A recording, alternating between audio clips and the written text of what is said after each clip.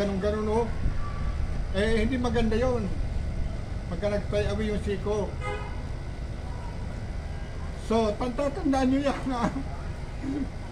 Yung abaniko, ha, hindi ko sinasabing hindi magandang abaniko.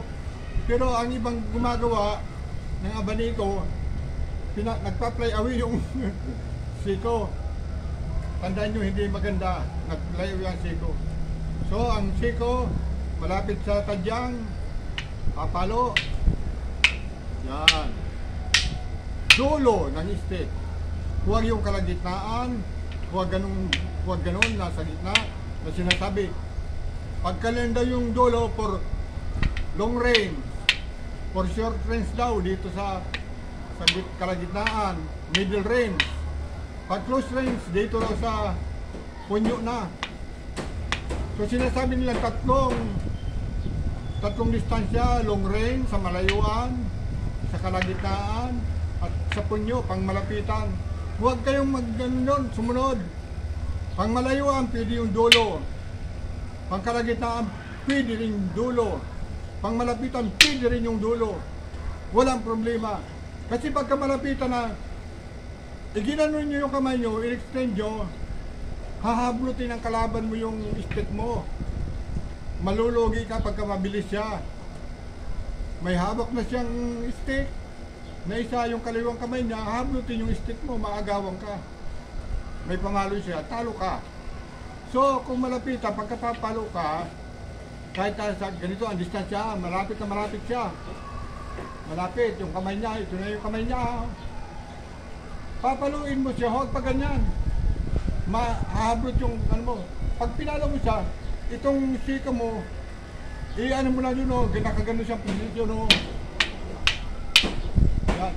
Dalhin mo doon sa likod, para makapagpalo ka, Hindi niya maagaw yung stick mo, kasi yung dulo ang pinapalo mo. Diba, nakagano, ito, nakagano, Makakaulit-ulit ka ng palo. Sa ganitong posisyon, tingnan mo, kanina dito, pwedeng low range, middle range, pagka malapitan, doon na sa likod, nakagano na, Huwag ganito, na nagpa-fly away yung siko, nagaganito, yun. Huwag gaganyan. Hindi maganda yan. So, tatandaan, ganon. Pwede naman sa kaliwa, mag-practice ka, hawakan mo yun. Ganun ka. Ganun din.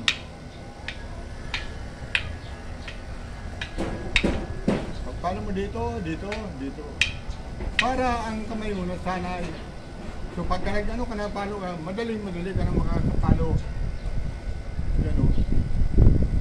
So yun, mga kaibigan, ang gusto kong ipahatid na magandang balita sa inyo, na sundin nyo lang itong tinuro ko, at saka yung mga payo, yung mga paalala na huwag gawin, kasi baka pag ginawa nyo sa oras ng nasa actual na panganib ka na, sa halip na makaligtas ka dun sa kapahamakan, lalo kang nalublob dun sa kumunoy ng kapahamakan. So, kung maaari, lumayo ka. Kasi pagka lumayo ka, hindi ka na niya aabutan.